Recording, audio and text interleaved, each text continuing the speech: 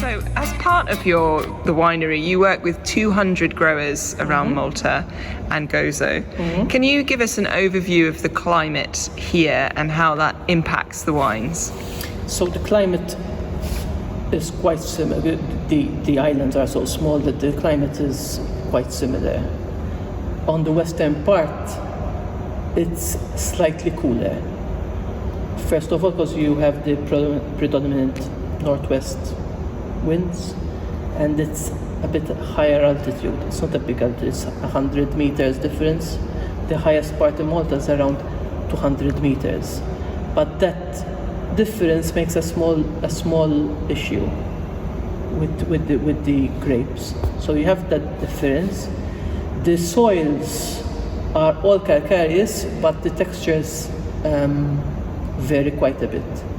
And also the lime content varies. You've got different patches, so you've got the south and the southwest at Terra Rossa, and also the north. And then you've got the west, which has a much more clay content. And a bit on the west there is a very, it's called raw carbonate soil, so it's literally almost pulverized rock. It's a very young soil.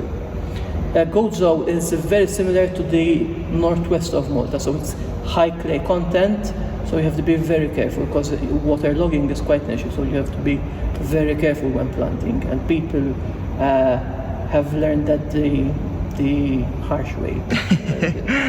Perfect. The climate as in temperature, so rain is Mediterranean typical, so only in winter.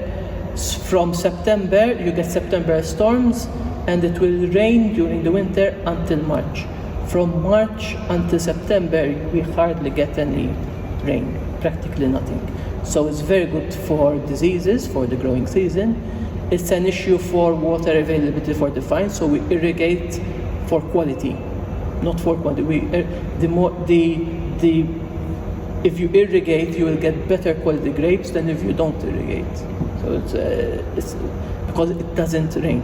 Excellent. And about the temperatures, you said that you might get the odd heat wave, but in general, the temperatures, despite our southerly location in Europe, can you tell us a bit about the temperature? We're even more south than Tunis. So if you look at the map, but the sea is a big buffer.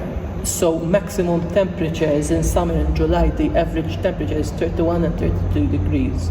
Very rarely we get one heat wave with 3 days of 36 degrees, and very, very rarely, maybe once every 5 years we reach 40 degrees. So it's not normal, it's not continental Europe, July, it's cooler.